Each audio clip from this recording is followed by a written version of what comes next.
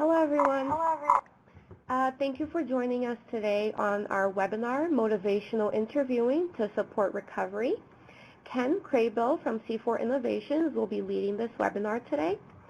I will be turning things over to him shortly, but first, I would like to just review a few items, housekeeping items with everyone.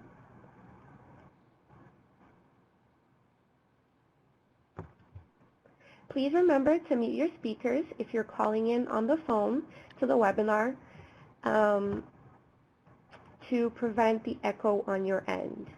And this webinar is being recorded, and the recording will be available on our MHTTC website by Friday, July 19th. If you do have any questions during the webinar, please use the chat and questions box to the left, and you can also use that chat box to introduce yourself as you come into the room. If you have any questions after the webinar, you can always email us at newengland@mhttcnetwork.org. So for the New England MHTTC, or the New England Mental Health Technology Transfer Center, our mission is to use evidence-based means to disseminate evidence-based practices across the New England region. Our area of focus is recovery-oriented practices, including recovery support services within the context of recovery-oriented systems of care. And to ensure that the responsiveness of our work, we will actively develop and maintain a network of government officials, policymakers, system leaders, administrators, and other stakeholders in 6 of the states to guide the New England MHTTC activities. And so with that, I will hand off things to Ken. Okay. Hello, everyone, and thank you for joining us today. If you're having any difficulty hearing me, please let me know in the chat box. Otherwise, I'll assume that you can hear fine. And speaking of the chat box, please go ahead and type your name, where you're from if you wish, whatever you wish to put in there to introduce yourself. Throughout the webcast, I would encourage you to use it regularly, and feel free to make comments, ask questions. I'll try to keep an eye on it, and we can have some conversation, even though I have to acknowledge that for the most part, this will be mostly a didactic presentation. Just a wee bit about myself. I'm a social worker by training. I've worked in behavioral health most of my adult life.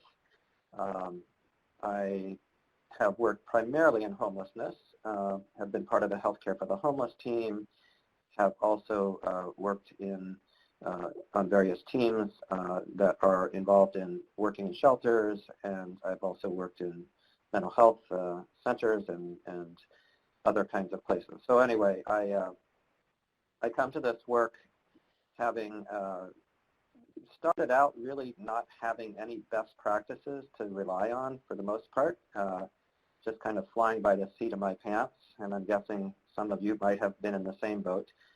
But over the years, a number of best practices have come along for those of us working in behavioral health in particular. And one of those, of course, is motivational interviewing. And I was first introduced to motivational interviewing in the early 90s when the first edition of the book came out in 91. I can't say that I learned how to do MI at that point. I learned about MI. But it really was, over time, something that I found to be very compelling, very transformative for my work. And I feel like it not only made a difference for me and my own ability to work well with others, but also it was received well. The style was received well by others in a way that other traditional forms of helping necessarily aren't helpful. So thank you, Julie, Ashley, Amanda, and others. Welcome. So what we're going to do today is kind of a rather quick spin through MI. It's really an overview. I'm going to try to certainly talk about the various moving parts of motivational interviewing. And again, like I said, I invite your interaction. I'm making some assumptions here that most of you who have had maybe some exposure to this thing we call motivational interviewing, but probably it's relatively new or new enough at least that it warrants having some sort of going back and taking another look at it. And then I'm guessing there might be some of you who are actually well along the way to becoming seasoned MI practitioners, that you use this style on a conscious basis. So regardless of where you're at in this trajectory, I hope this can be valuable for you. You also note that there are posted, or will be posted, some handouts, some different learning activities, some information about learning circles. My hope is that in addition to this time together, that for some of you at least, it will inspire you and motivate you to want to continue your learning in ongoing ways. So with that, let's begin with the slides. The question is this MI? And this is kind of a I don't know, a quiz, shall we just say a whimsical quiz? But I'll be using the term MI a lot, but we also recognize that MI is referential to other things too. So just out of curiosity, oops, wrong direction. Is this MI? And those of you who recognize it will readily see the state of Michigan. It is MI, but not what we're talking about. Those of you who are healthcare providers or know your medical science, you'll recognize this as a myocardial infarction. It is MI, but not what we're talking about today. Anybody recognize this? Type it in, who these people are and what TV show this represents. I'll give a quick pause. You're probably all too young to remember this, but this is the original TV cast of the show Mission Impossible, also MI. But it's really this that we came to talk about today. And this is an image of the 3rd edition of Motivational Interviewing. It came out in the early 2000s, 2003. I would just say, if you haven't already gained access to this book or read it, I highly recommend it. The 1st and 2nd editions are very good, but they're also dated, and they also really don't go into kind of speaking to the evolution of how motivational interviewing has grown and evolved over the years due to the vast amount of research and clinical practice that has informed it. So this is certainly a good starting book for those of you who haven't yet read it. So one of the questions I have, and I'm going to ask you to put your fingers to the keyboard if you would, what are some of your hopes for people in recovery? We all come to this work with hopes. We hope that people will certainly, and I'll ask you just to be very specific, what are the things that you hope people will become, make changes towards, accomplish, whether that's their goals, their hopes, their desires, but what do you hope for people? Anyone willing to chat away there? Thank you. I think better quality of life absolutely is something we hope for. And within better quality of life, we hope that people will keep their appointments and go see the doctor when they need to. And if they're on meds that are helpful, they'll take those. And we hope they'll reduce their reliance on substances. We hope they'll become better friends and parents and develop social skills. We hope that they desire change, yes. All of these things that we hope for, that they're open to change. Now let me compare and contrast that question, if I may, while some of you are still typing, because we all come with these wishes and hopes into our work. But let me ask this. What are your goals when you're working with people in recovery? What would you say are some of your specific goals when you're working with people in recovery? And just to connect there, yeah, reconnecting with folks and hoping that people learn coping skills and all of these things. So what are the goals that we have? And I hope to make the point here that our goals are actually quite different from our hopes, or should be. Any thoughts on that? And again, you can type. I'll keep on going. Our time is relatively short here today, but I would just suggest that our goals in working with people really don't have much, if anything, to do with our hopes. It really is, as Julie says, to show real empathy, to meet them where they are, to listen well, to ask well, to draw out their own desires and hopes and their own motivation as well to reach those goals, to accompany them in all of that, to see their strengths. These are the kinds of things that motivational interviewing actually is all about, helping us be person-centered, strengths-based, recovery-oriented, trauma-informed. All of these are the kinds of things that MI really does embody. So what I'd like to do is offer you a personal taste of MI, and this won't be exactly high-quality MI, but what it is an opportunity for you to sort of experience some of the key questions that we might ask in a conversation of people who are contemplating some sort of change or ambivalent. What might be some things we might ask? So I'm going to ask you to think of something that you personally are struggling with, haven't yet made a decision to change, even though you've been thinking about it.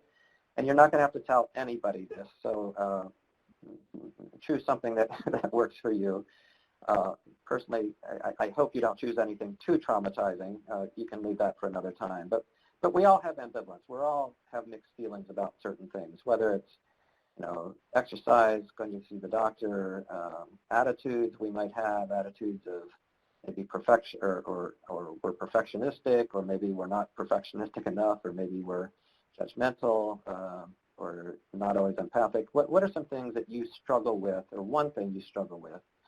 And I'll ask you just to very briefly, briefly pause and just ask you to describe that dilemma, that concern. And maybe there's a goal tucked into that. I want to be more, or I want to do less of.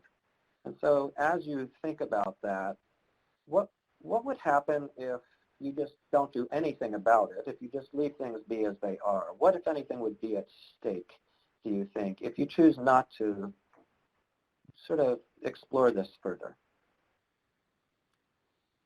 And again, I'm going to have very short pauses, so again, this is just to get a taste, but I hope you're able to respond to this on paper or in your own mind.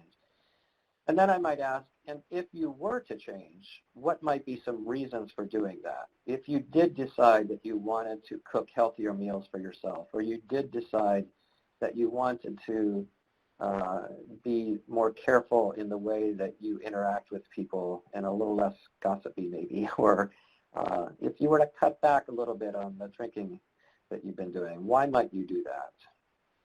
And then how might you go about it if you were to be successful? And this isn't a plan, it's just brainstorming ways that you might go about it that you think might work for you based on your past experience, based on how you know yourself.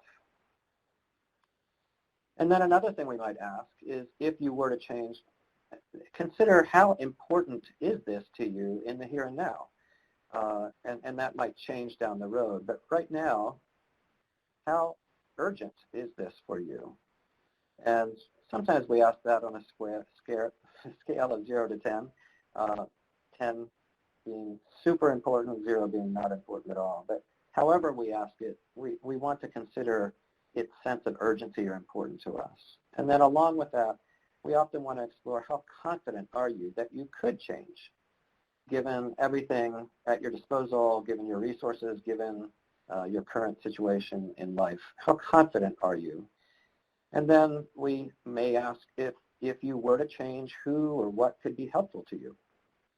Very rarely do any of us actually change by ourselves without any assistance from anyone. So who could you turn to for support, for assistance as needed? And then our last question we might ask is, if you were to change in this area, whatever change that might be, what would be the very next step or two that you could take in order to be able to move in the direction of change? Now, I'll pause there, and that sounds like, and it is, a laundry list of questions, and that's certainly not MI. But one of the key things that I want to introduce here early on is that in motivational interviewing, it's always an invitation to tell us more about what it is that might be some reasons and the way they might go about it, and the importance and the confidence they might have, who could help in order to make a particular change. And of course, initially we might ask, and what happens if no change at all? So just out of curiosity, I'm curious if some of you would type in which of these questions, just name one, kind of particularly resonated with you. And my experience has been that for different people, different ones resonate. But which one kind of grabbed your attention in a different way than you usually think about this dilemma? And just offer that if you would. While you're doing that, I'll just say that it's not uncommon for people to feel like it's really important to make a particular change, to take their meds more regularly, to check their blood sugar, to be more social. But the confidence piece is often much lower and lacking. And that's really what happens is we need to sort of help find out where the motivation is most lacking and explore those areas in particular. So the importance for one of you, the confidence for another, what would be at stake, confidence, yeah, these are all things that sometimes we wonder about. And it's interesting that confidence is popping up. I would suggest that in our work with people in recovery that just given past trauma perhaps, the experience of mental disorders, the experience of other conditions and stigma and racism and sexism and all those things that sometimes also play into this, that confidence becomes a pretty major factor for many people. And yeah, Darlene, thank you for that. Yeah. Even though you thought it was a pretty simple thing to reach, you were only about halfway there in terms of confidence, right? All right. Well, thank you for engaging in that. And I trust that in terms of what you take away from this webcast, if you can weave 1, 2, 3 of these questions even into your conversations when you're talking with somebody about the possibility of change, I think you'll be pretty sort of amazed in some ways about how when we ask for what we call change talk, ask for people's motivations, and we draw from within them, that people do have answers, and then we can go from there oftentimes. I will say this, that motivation is something that people already have inside. We don't have to motivate people. In fact, we can't motivate people. We can't get people to change. We can't force that. We can't cajole. We can't convince. What we can do is we can tap into their already existing motivation. And that's the premise that motivational interviewing is really based on. So MI is really about meeting people where they're at, as has been already said, and in the context of meeting people where they're at, also beginning to help them stoke their imagination about where they might go from where they are. And so it's not entirely about that. We want to walk alongside people in their situation and their difficulties, but we don't want to linger there entirely because we want to begin to help people think about possibilities beyond where they are. And these questions that I just posed for you are really very, very simple and helpful ways to help people begin to look down the road. So one of the things you heard me say in that is, if you were to. And that's, I think, a really important phrase to add to our way of asking because it's the one that allows us to point towards the future and help people imagine something. Another thing about MI is you really don't have to be clever and complex. You don't have to have a PhD in anything. Actually, just having a PhD in living and lived experience, perhaps, or just being an interested and curiously compassionate person is all you really need to practice motivational interviewing. And then, of course, build the skills that come with that.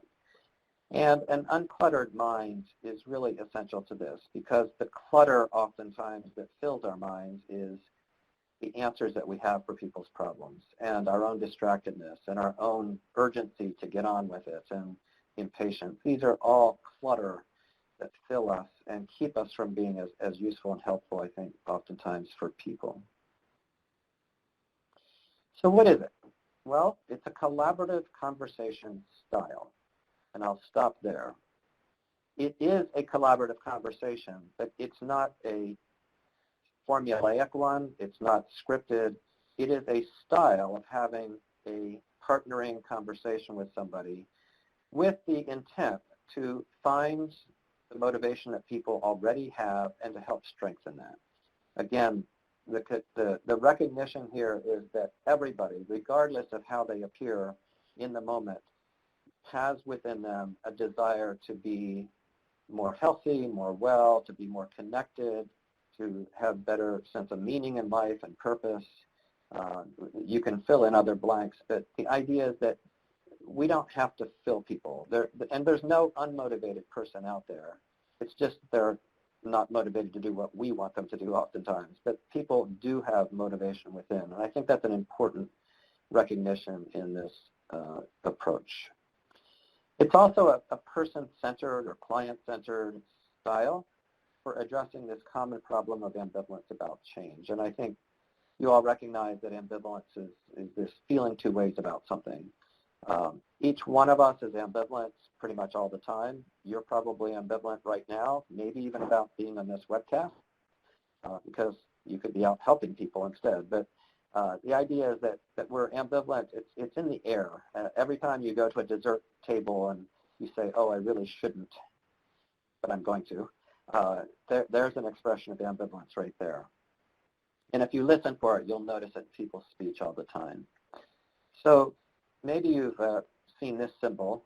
This is, for those of you who recognize it, the Nike symbol, but it's a little bit distorted.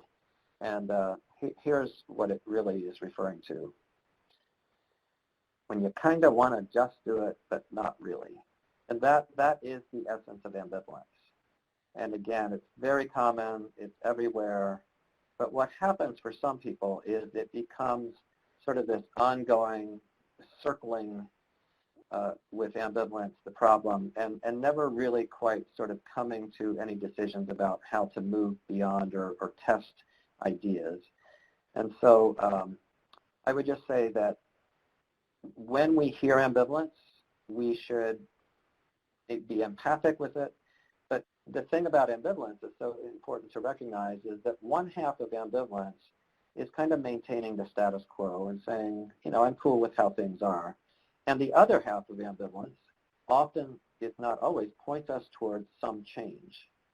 Well, I'd like to get more exercise, but it's so hard.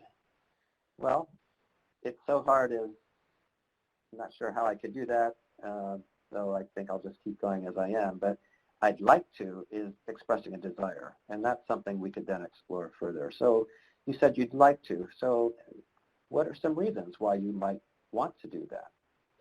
And how might you go about it if you were to do that?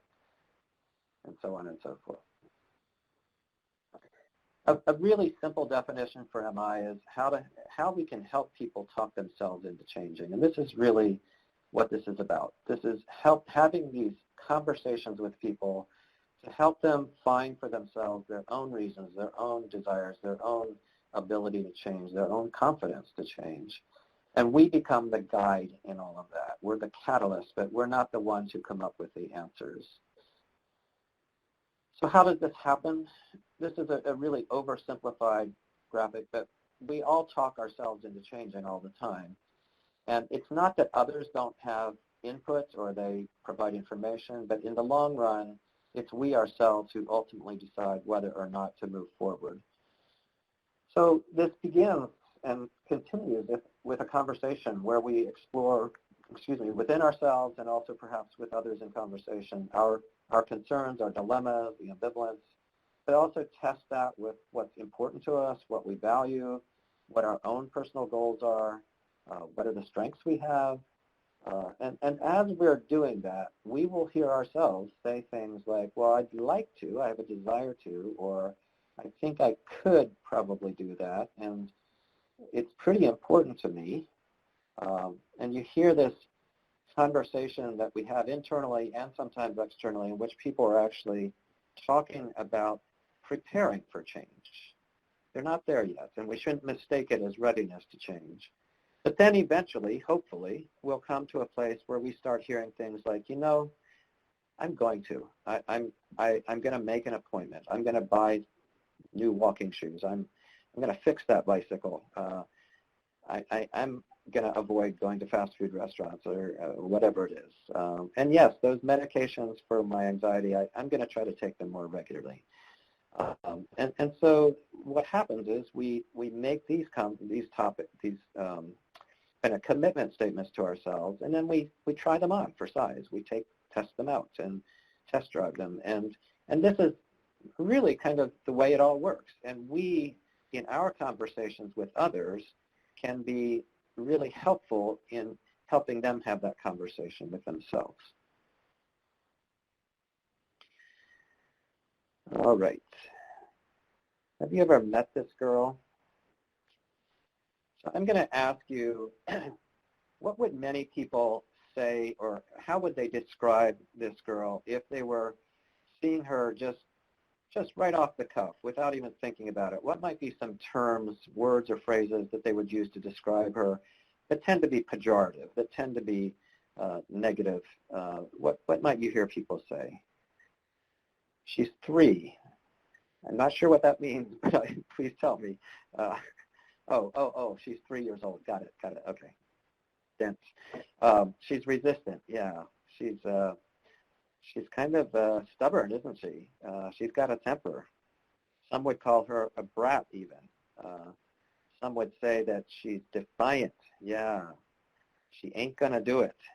She is upset maybe. And so these and many more things are often the very first things we see when we see an image like this, because we see it in a particular kind of way. She's clearly upset as well. Now, I'm going to show you a picture of a different girl and ask you to do the same thing. So there she is. What are the strengths you see in her? And Virginia's already started taking us in this direction. What are the good things about her that you like, that you admire? Well, she's determined. She's strong-willed. She knows her mind, I think you could say. She's expressive, for sure. She's a good communicator. I think she's very well boundaried. She's not going to let anybody push her around. We might even say she's pretty courageous. She's willing to speak truth to power. So all of these things, and we're using our imaginations, of course, but what I think is fascinating about this is, we see this girl and she's defiant and stubborn and dug in and not willing to cooperate, and then we look at this girl and she's this amazing girl who's strong and has really good ideas, and she's willing to be assertive and be an advocate and all of these things. And of course, each of us knows that what really is at stake here is if we change the way we look at things, the things we look at then become different. And the point here is obviously that when we are working with people who are in recovery but still struggling with their own mental challenges, mental health challenges, or maybe there's substance use involved, maybe there's trauma, and maybe they present in less than user-friendly ways at times. But what we can see is that the person, how we look at people, has a huge determination of the kinds of comments we make, the conversation we have, and that makes a huge difference. So our attitude set is huge in all of this. Another way to think about this is, do we see people that we work with as basically a glass empty or a glass filled? And I'm going to suggest to you that we are all a glass filled. Our clients are glasses full, we are glasses full, and we're full of the same things, and that is, hurts and hopes. We have these terrible nightmares, but we have healthy dreams. We're all addicted. We all have unhealthy attachments to people or things, but we have healthy desires. Yes, we're all a little delusional at times, I'm convinced, but we're also wise, and so on and so forth. We're all, as human beings, filled with all of those things. And what we're doing in MI is, rather than sort of focusing on trying to fill people up or give them what they lack or even fix the deficits, we're much more about evoking from people what's already inside them. And again, we go back to that motivation. We go back to being strengths-based and accentuating strengths. And as an aside, we're finding that the research around accentuating strengths and affirming people's good qualities is in and of itself quite motivating, perhaps more so than even other component parts of this approach.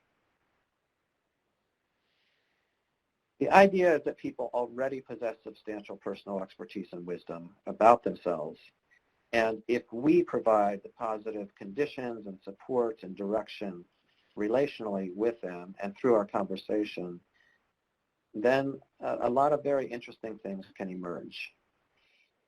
One of the things I feel strongly about is, and we know that in human communications, in our relationships, it's not just about the words we say or the actions we take. It's really about the way we are with people and the attitude set that we have that maybe makes up nearly 80% of the interaction and the impact on others. And so if we create and come with that attitude and we create the conditions under which people are able to explore their own thoughts and feelings and come to their own decisions, and we honor their autonomy, and we recognize that people grow and change in small increments oftentimes, and yes, sometimes slip back as well. But if we create those proper conditions and support, it creates the environment where people are most likely to consider making positive changes.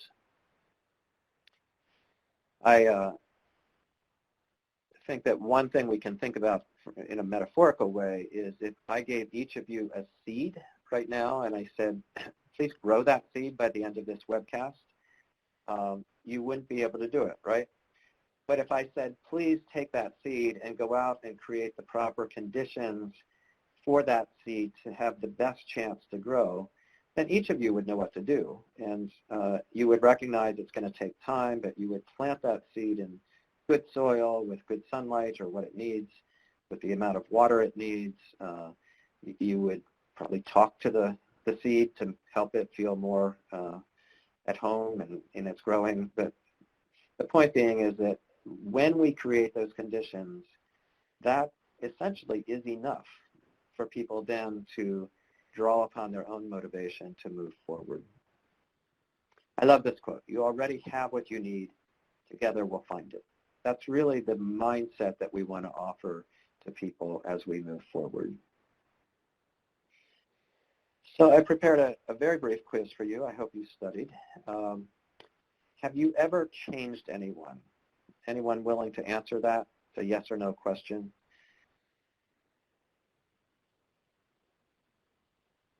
Have you ever changed anyone? So Judy says no with a smiley face. Okay. Any other takers? No, people change themselves. No, no, no. Okay, all right, good. So I confess this is a trick question, but the answer is actually yes. You have changed someone. It's you, of course, but no, we've never changed anyone else. Sorry for the trickery there. But, it's hard enough to change ourselves, right? But when we try to change others, and this is where we get into a really dicey part of helping, because we hear ourselves saying, well, I need to get that person to, or they really need to, or, they don't seem to be able to do it on themselves, so I need to really sort of nudge and push and cajole that person to move in this direction. When we begin hearing ourselves saying things like that, then we are living in the delusional world of thinking that we can change people. And we know, of course, from good research that the more we push on people to change, the more we try to get them to change, the less likely they are to change. Now, we might get them to conform. People can conform, and that's, I guess, a form of change, but it's not lasting intrinsic change that we're seeking. Because once people conform and you're out of the picture, they'll go back to their same behavior. So we can't mistake those two. But really, if we want lasting change, what we can do is really only create those conditions for people, and it's on them to make the decisions. Can you make a difference? Well, indeed we can. And this is what we rely on. We operate with a motivational interviewing stance. I love this quote. They say you can lead a horse to water, but you can't make him change. But I say you can salt the oats. So it might take a moment for some of you to have this sink in, but anytime we can help people become thirsty for change, we're in a good path.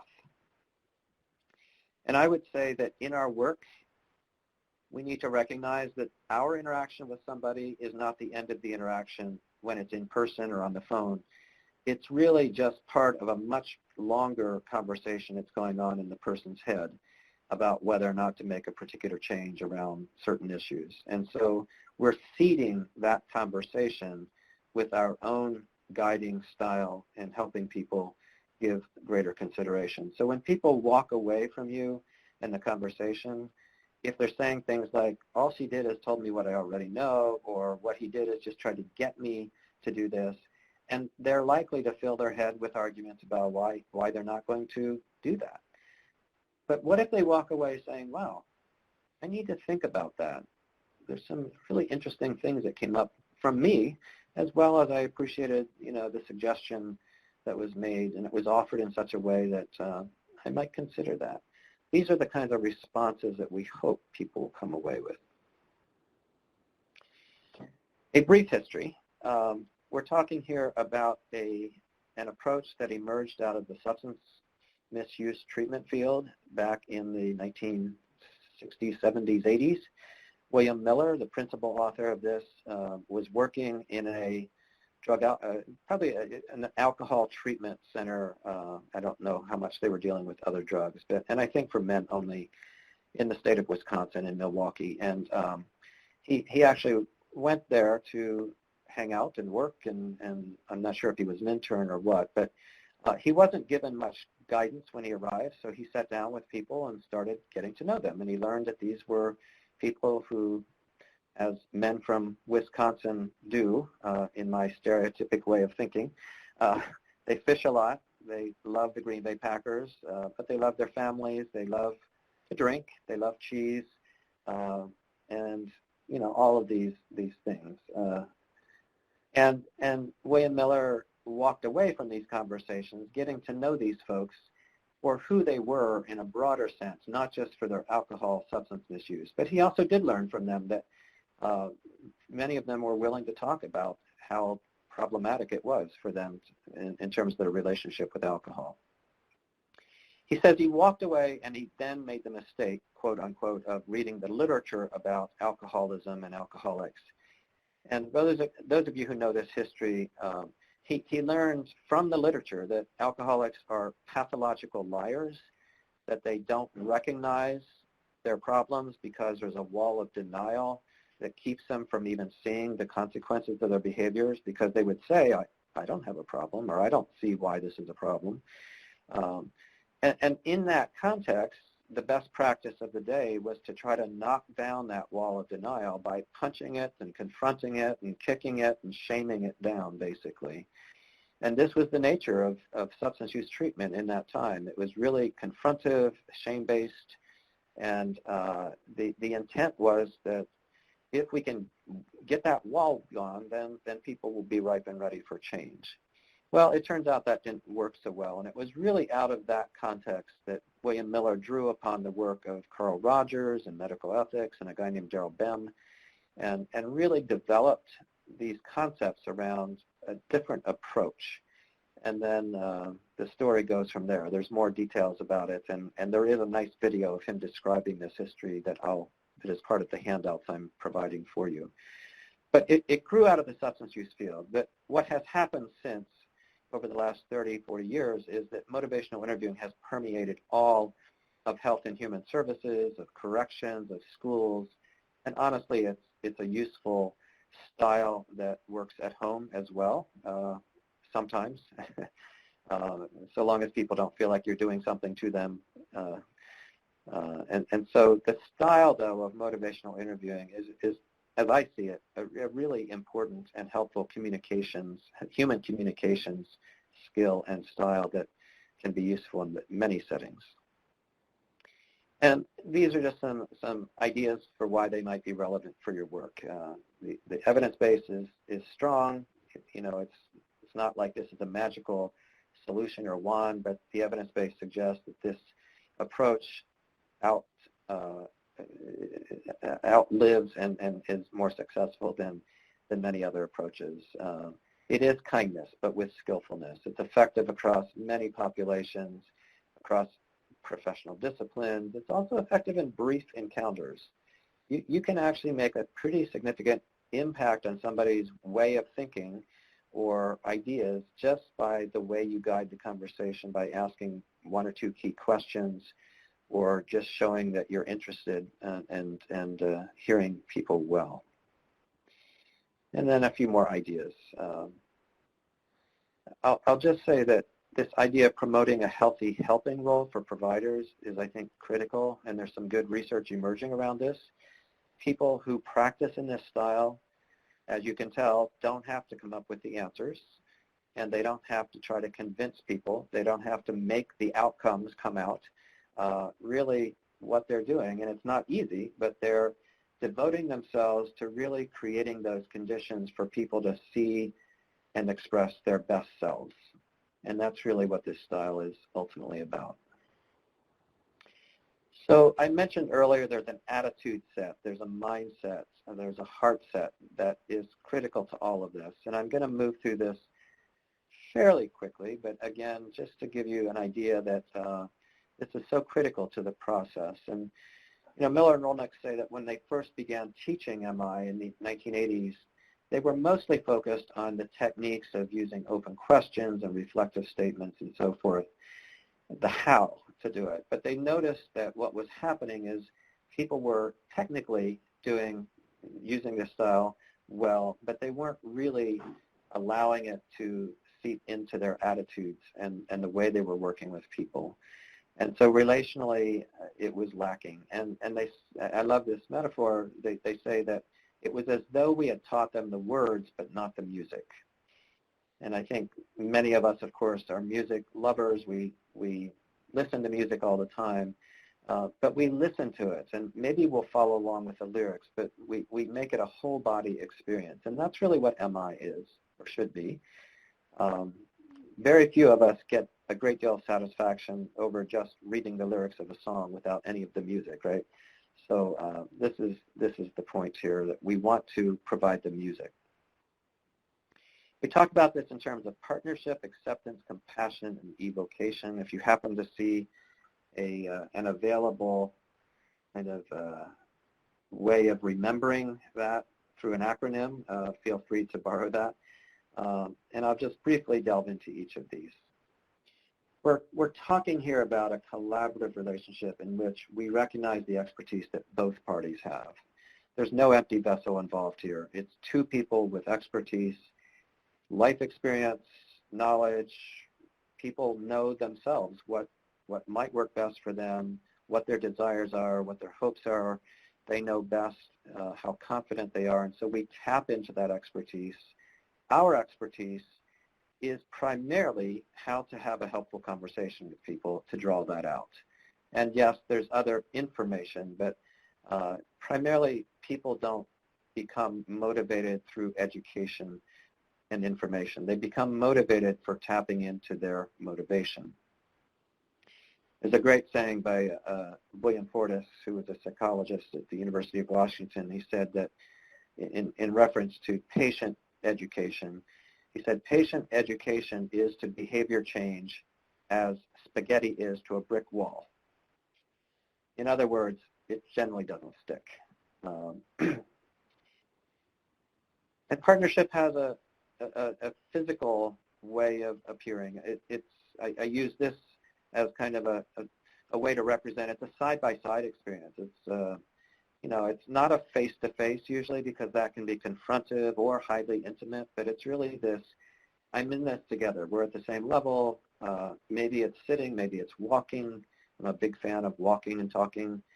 Maybe it's sitting in a vehicle and talking. It might be having coffee together, but when we arrange ourselves physically in a partnership way, it just lends credibility to the style of partnership. And then there's a language around it, and it sounds a lot like asking permission. Is it okay if we take a look at, or what would you like to explore together? Or what are your feelings about this? What's your understanding? Or I look forward to our work together. How can I support you, etc. So togetherness, working in concert with somebody else is part of the language but it's a partnership that's not entirely equal, because in a person-centered way, one of us is the guide, and one of us is the ultimate decision maker, and the ultimate decision maker, of course, is the client. It's also about acceptance, which has these different component parts. We talk about prizing people's inherent worth as well as their potential. I think that it's hard sometimes to see people for who they might become, but I think it's important that we bear that in mind. Buckminster Fuller talks about, there's nothing about a caterpillar that will suggest it will turn into a butterfly. And so oftentimes we see people sometimes at some of their most challenging, distressing times. And even then, we have to recognize that change can occur. I'm taken by this particular photograph of Edwin Gibbons, who has gone public with his story. But Edwin lived for many, many, many years on Skid Row in Los Angeles. You can see from just looking at him that he's experienced a lot of life difficulties, mental illness, substance use issues, and more. But Edwin is one of those people who was offered housing and with no conditions asked, and then one day, through a whole series of decisions for himself, decided he wanted to go to detox, and he went to detox, and then he moved into recovery for his mental illness as well as his substance misuse, and this is Edwin today. And so you can see that I can see for myself that I really would have never seen that possibility for myself. But I think we need to be the bearers of hope and possibility for people even when they can't see it for themselves. We're also talking about providing accurate empathy, which was mentioned earlier in the chat box. All good therapies, approaches, case management approaches are based on being able to seek to understand the other person's point of view. And so examples might sound like you're feeling really overwhelmed right now with all of this, or it's really hurtful to be treated like that. Part of you doesn't want to take those meds, and yet part of you thinks that they could be helpful. So there you see the providing empathy for the piece that might make it hard, but it also then is coupled with empathy for the part that is saying, yeah, maybe these could help, or you're hoping for a better result. These kinds of things are good reflective statements we might make. We also talk about supporting autonomy. You know what's best for you. You like to weigh things. We know that people cling to their own decision-making authority. It's one of the few things that some people feel like they have remaining that's theirs. And so I think it's important for us to say things like, this is a decision only you can make. I can't make it for you, but I can work alongside you in partnership to help work it through and figure it out. And then we talk about affirming strengths. Again, we talk a lot these days about being strengths-based. You showed a lot of courage. That took a lot of patience. And the important thing about being strengths-based is not just naming the strengths, but naming the specific action or behavior that you saw in that person. So it's very individualized and specific. And there's something about naming the good stuff that we see in people that is really quite motivating for people, just in the same way that when people see the good stuff in you and I, we like that, and it's not something we, I think it's something that we recognize that we really can't be told too many times how much people appreciate the good things in us if it's coming from a genuine place. And that's an important distinction. So compassion is the third of these four. And compassion, as many of you know, passion itself, the word comes from the root word meaning suffering. And compassion is to be with people in their suffering, or at least is one way to think about this term. So when we come alongside people in their mental distress, when we come alongside people in their poverty, when we come alongside people sometimes in their experience of homelessness, in their trauma histories, and simply acknowledge that and be there in solidarity with people. There's something very powerful about that. Now, compassion is also about promoting the other's welfare and giving priority to their needs as well. But this idea of being with people, being willing to enter into their situation where they are and sit with it without trying to fix it is really a critical piece of this work. And I don't mean to wallow in the despair. That's not what this is about. But it's this idea of being with people in their difficulties without trying to alleviate our own anxiety by making it all better. And I bet all of you have had times in your life when you've had a significant loss or something's happened that was really terrible, and people come to us trying to show compassion, but what it comes out sounding like is things like, oh, it'll get better, or, and feel free to type what you've heard in the chat box, or it was meant to be, or time will heal all wounds. We hear those things, and we understand the intent behind them, but they're really less than helpful. We really want people to just say, I'm so sorry, or can I bring you a kale salad, or whatever, right? Here's a quote that I really appreciate. What we seek is a compassion that can stand in awe at what people have to carry, rather than in judgment about how they carry it.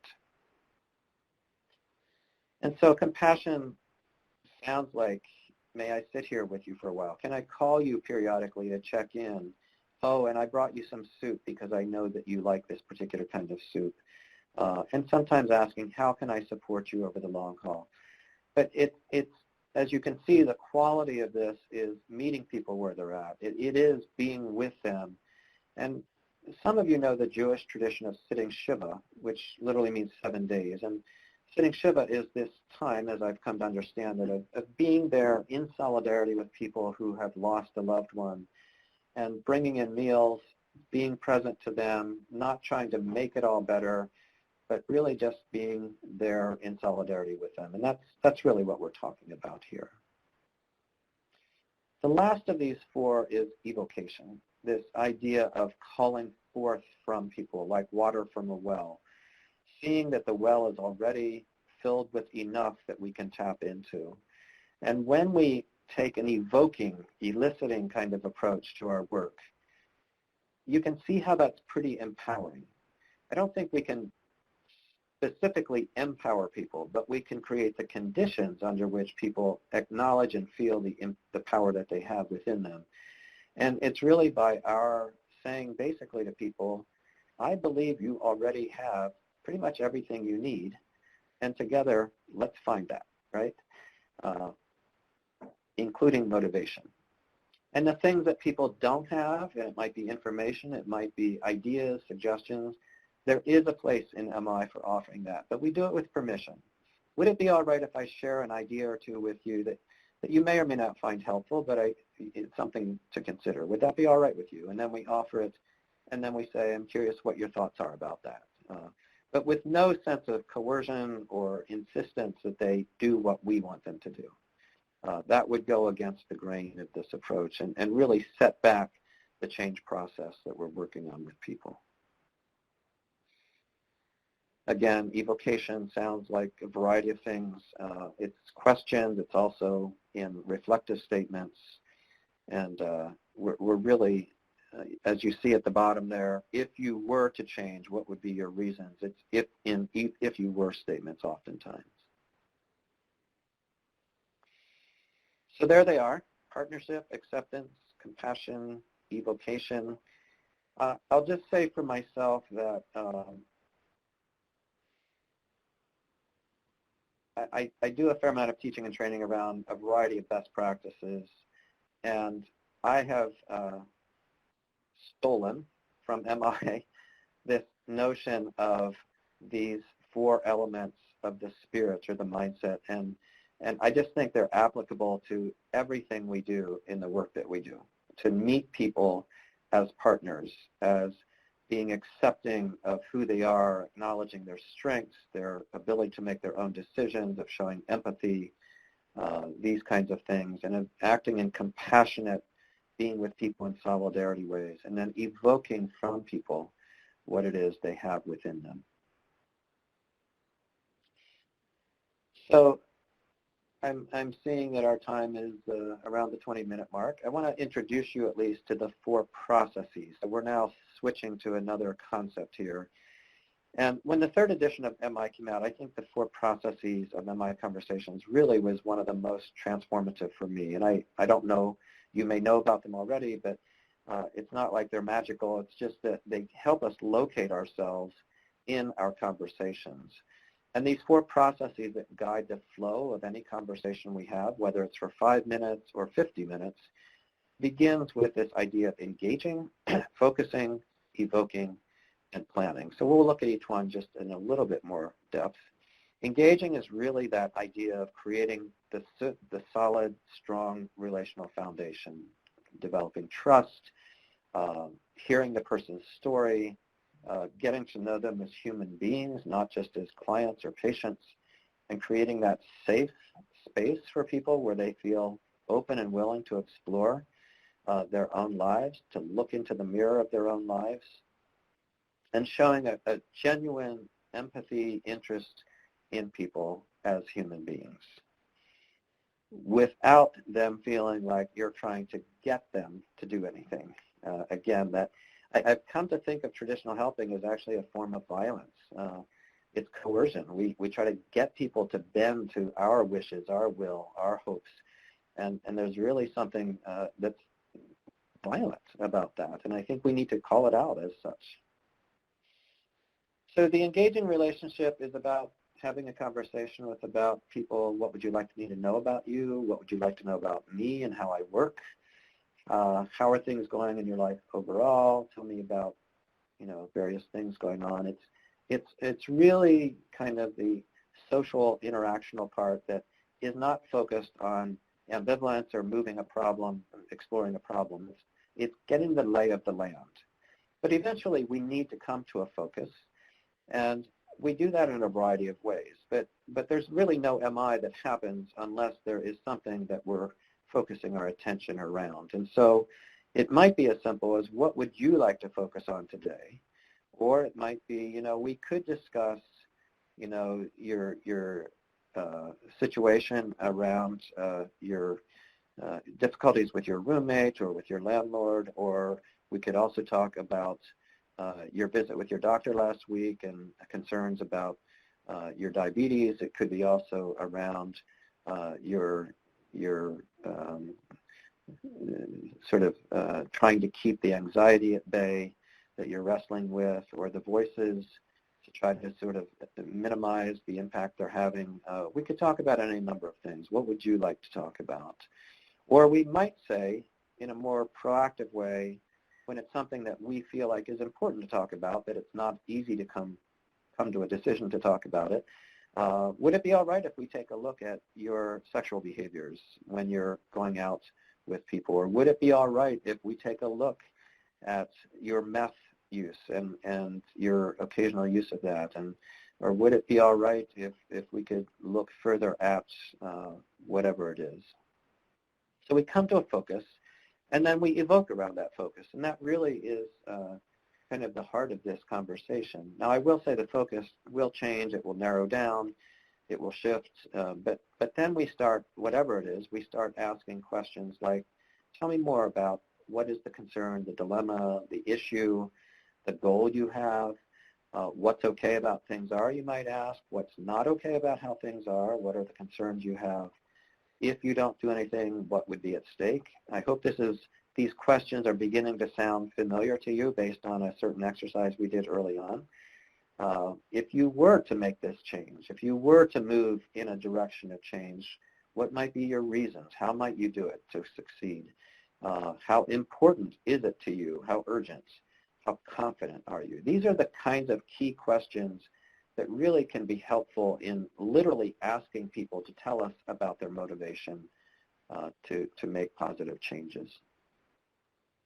And then we might move towards planning. And planning in MI is something that should be approached very cautiously. We don't want to rush into it. We certainly don't want to go from somebody says, well, I'm really having a dilemma about taking these medicines. I mean, I know they're helpful to me in some ways, but I really hate the side effects. And we could, jump from there into saying, well, you mentioned that they can be helpful, so what are you going to do about it to make sure that you can take them regularly?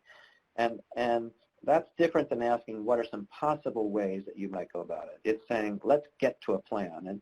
And that would obviously be quite premature for most people because they're not there yet. And so we want to be careful about approaching planning, make sure we're hearing signals that there's a readiness to do that. And we might invite the planning question or conversation by saying things like, what do you think you might do as a very next step? Or who could be helpful to you in doing this? Or how can I support you in doing this? But I think that even while many of you have to have probably a client service plan in your work or something like that, I would just say that we want that to come from the client. That should be generated even in the client's own words oftentimes. So if somebody says, my dilemma is I want to have a date on Saturday night, well, that's a problem. That's an issue. That's a concern. And rather than jumping into planning, we say, so, what is it about that appeals to you? And what, thoughts do you have about how you might arrange for that? We might even ask questions like, so how confident are you that you can do that? And when you are on a date, how do you think about what you might talk about and these kinds of things? But that all needs to precede the planning process, or which sometimes comes out as, what are you going to do about it, right? So switching yet again, many of you know that the core conversational skills related to using motivational interviewing are conveniently ensconced within this acronym of the OARs: open questions, affirmations, reflective statements, and summaries. We also sometimes add exchanging information to that, offering people ideas, suggestions, advice, and then asking permission to do that, and then asking what they think of that. But we'll focus on these four here and just a brief overview.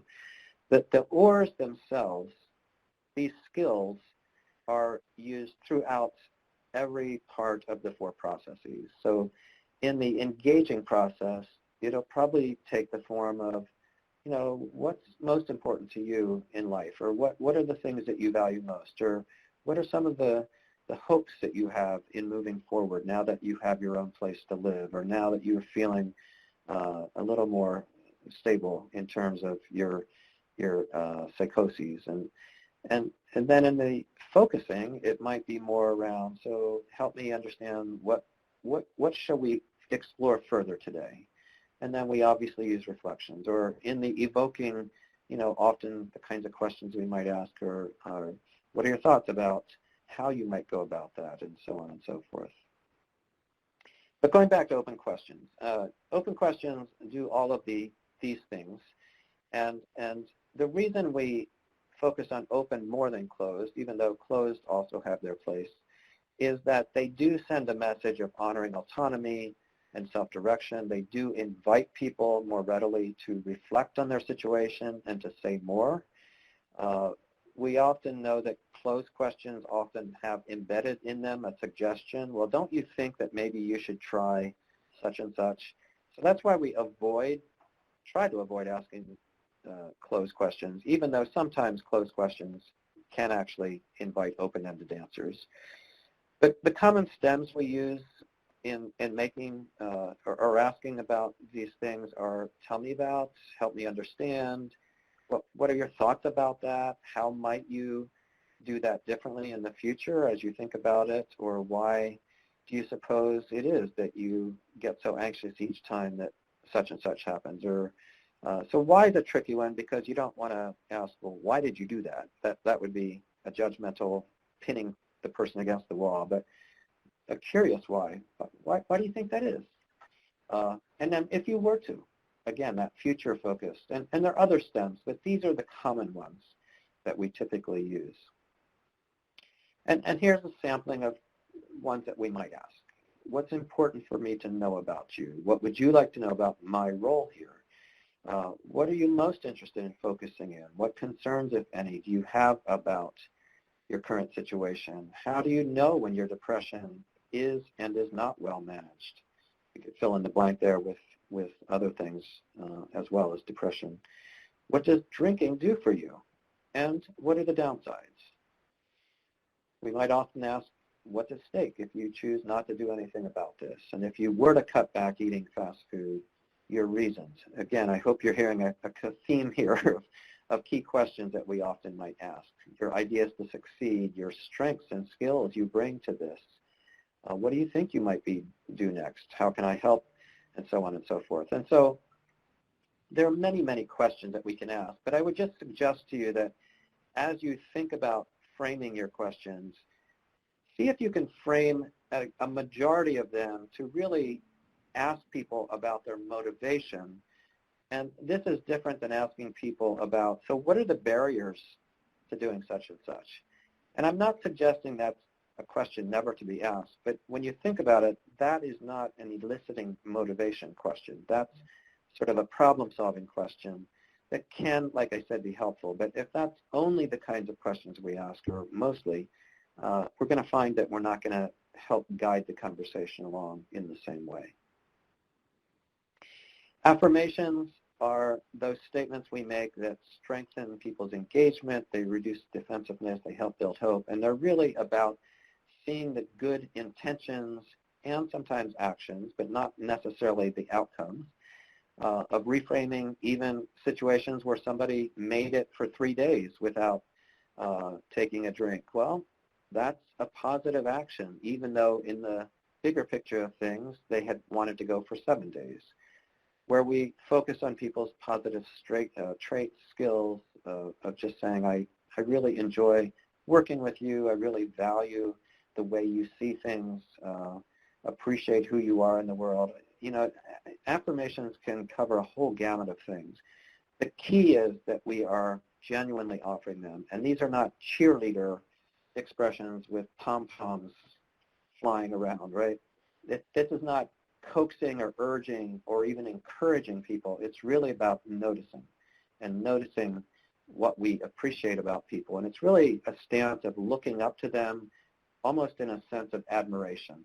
I really admire this about you. I really appreciate this about you. Quick activity. We have Trudy, and Trudy smokes 2 packs of cigarettes a day. So I would just ask you right now, based on that information, what are your thoughts about Trudy? And I mean that in maybe not the most strength-based way. But I know that when I hear that statement, the first thing I think of, my God, doesn't she know in this day and time that smoking's really, really bad for your health? Plus, it's really like stigmatizing, and she's supporting tobacco companies, and there's a political bent on this, and doesn't she know that it keeps people at a distance from her, et cetera, et cetera. And then maybe she's very stressed too. We might know that. And so now we're seeking to understand a little bit better. And so what if we fill in this a lot? Yeah, 2 packs is a lot, yeah. What if we find out that she smokes 2 packs of cigarettes a day, and she knows it's not good for her, and she's fed up, though, with people reminding her of it? At some point, she's going to stop, but not yet. She's not ready yet. And with everything else that's going on right now, the stressors that she's experiencing, it's one area that she feels like she has some control over and isn't ready to relinquish. So what do we know about Trudy now in terms of some of her strengths? And I'll put the storyline up here again. If you wouldn't mind just very briefly naming a few strengths.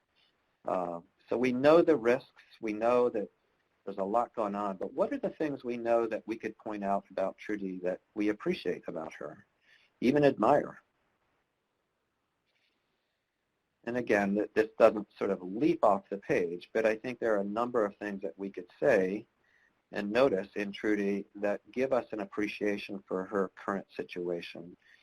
I see some typing. She's knowledgeable, absolutely, and she knows that there are risks to her behavior. She also knows that at some point she's going to make a change. And while she's making it through other struggles, she has some resilience, and she does have insight, and she has found a coping skill. She's also, she's willing, or she hopes to address it, absolutely. So just a few examples here that really do kind of speak to what you're all talking about. These are all things that we could notice in Trudy. You're clear about what you want and need in the moment. You have boundaries. You don't like people pushing you around. You know your own mind. You know your priorities. You don't let others influence you readily. You're very knowledgeable, aware of the benefits and negatives, and you actually have a plan to stop smoking. It's not specific at this point, but you have a desire and a plan to do so. And so you could add to that. But I would just say, there are more things we could notice. But in the midst of talking and exploring Trudy and her smoking, presuming that she wants to talk about it, we can acknowledge these things about her that is likely to give her a better sense of motivation to actually do something about it rather than just pointing out all the negatives. So I'm looking at time here. I realize we're about 3 minutes, I believe, from ending time. We may end then. I might go a little bit longer. If some of you need to go off, that's fine. Just please know that this is all being recorded. You can go back. But I think we're going to wrap relatively soon, but just to alleviate any anxiety you all might be feeling. Reflective listening is really, as many of you know, the heart and soul of this approach. And this is a skill that we all have inside us. We've learned it from listening to children acquiring language. I often think about, an 18-month-old kid is probably going to be saying sounds like Baba. And I hope that as somebody listening to that, you might say back to the kid, Baba, which in some ways is a simple reflective statement, right? But underneath you're reflecting that back to that person, you're sending a message. You're sending a message that I hear you. I want to mirror that. That's a really cool sound you're making. I like that you're making that sound. And I'm going to go ahead and just say it right back to you and see what you think of that. And then what happens is maybe you go back and forth with babas, and then at some point maybe you decide to add a little twist and you say baba boo. And you kind of invite the child to try that on for size. And we'll call that a complex reflection. For those of you who know these things, you know that's silly. But at the same time, basically what we're doing is we're taking what people give us, we're reflecting it back, but we're adding a little bit to it oftentimes. And this is all premised on the fact that people really do need a good listening to. We know about a good talking to. We've been on both sides of that. But how do we give people a good listening to? And so we use reflections a lot to bend back or remark to somebody their thoughts that they've put out there. And we do it in slightly different words usually, with a slightly different educated guess about what might be there. And so in order to do this, we have to think reflectively. So as you listen to somebody, what do you think's going on behind, around, in the words that they say? And this is based on what you see in their countenance. It's also based on just your sense of knowing the person. But it allows you then to make some basic guesses about what you think might be what this person's thinking, feeling, and so forth. We want to move a little bit ahead, but not too far ahead. And often what we're guessing about is the meaning, the thoughts, the feelings, the values underneath it. So again, common reflection stems. It sounds like, which gets overused a lot, but as I listen to you, or for you, you're wondering if maybe, or you're concerned about this, you're feeling upset, you're feeling overwhelmed, you're feeling it's really important to you to look at this more closely, even though it's scary. You're hoping that in the long run, you'll feel more at ease in being around people, so on and so forth. Or you want, hope, need. The reason some of these sentence stems I think are important to hang on to is because we don't want to become a parrot. What we want to do is actually anticipate and guess at what it is that is around and underneath the words, and then put it out there. And then, of course, if somebody says, well, no, that's not exactly it, that's fine, because now they'll tell us what it is about, right? I would just say try not to be wrong too often. It suggests you're not a very good guesser, I suppose. We form these reflective statements by hearing the words people are saying, by hearing and seeing the way people are, their facial expression, and then we make this guess in our minds about what the underlying meaning might be, and we keep them fresh and simple, concise. And then we choose a direction oftentimes. Do we want to show empathy at this point in time primarily?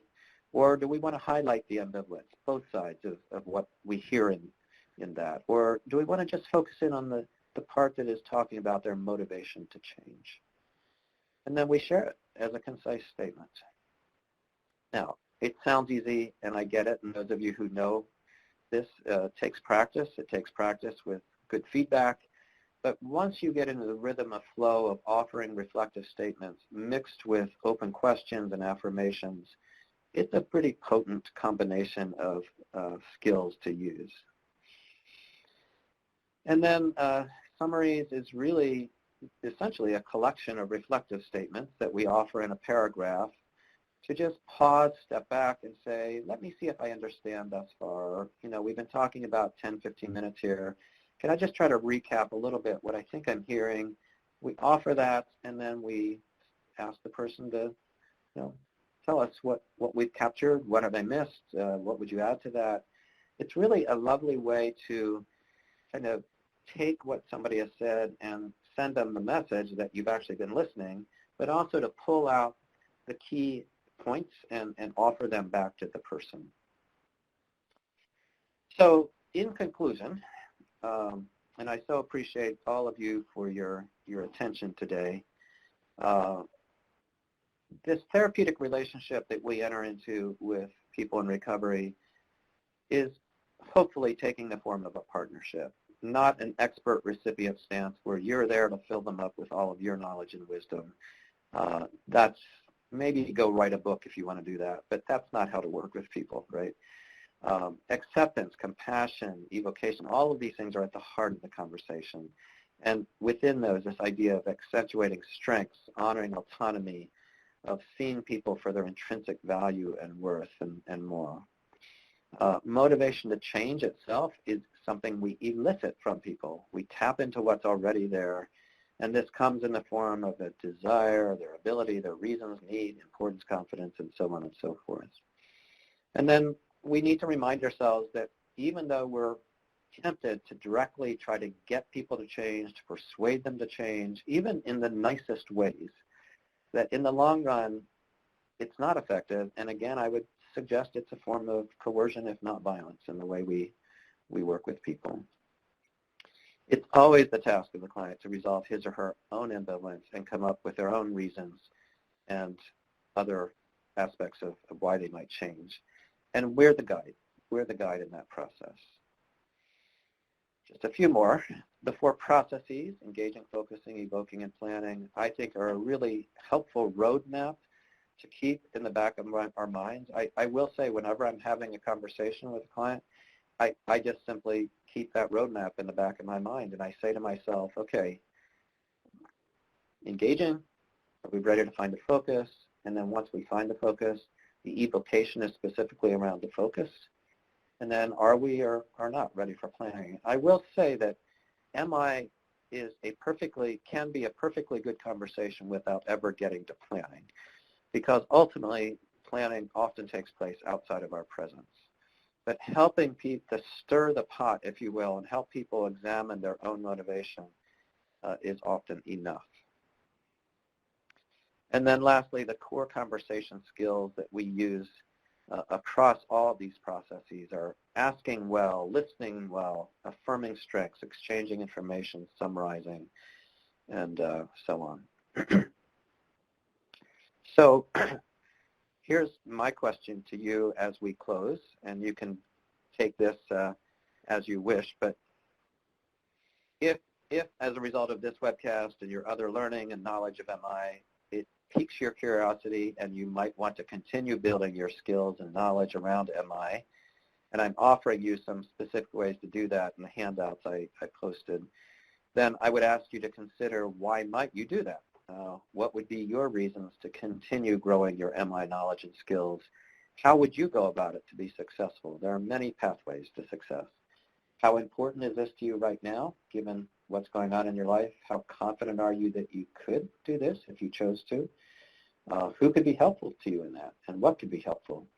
And what do you think you might do as a very next step in the next week or two that would be measurable, allowing you to have some small measure of success in moving forward? So I'll stop there. And again, thank you so much for your participation. There are a few more slides, and I'll turn this back to Vanessa. Thank you so much, Ken. So to just let everyone know that if you do have any questions at all, you can always email us at newengland@mhttcnetwork.org, or you can email Ken if you do have any specific questions, or you can email me directly as well, and I can always forward it to Ken. I am writing my email address up in the chat box. And if you are interested in any of the other upcoming webcasts that we have this month and next, you can visit our website or click on the link to register to any of our webinars coming up. Thank you everyone for attending, and this concludes our webinar today.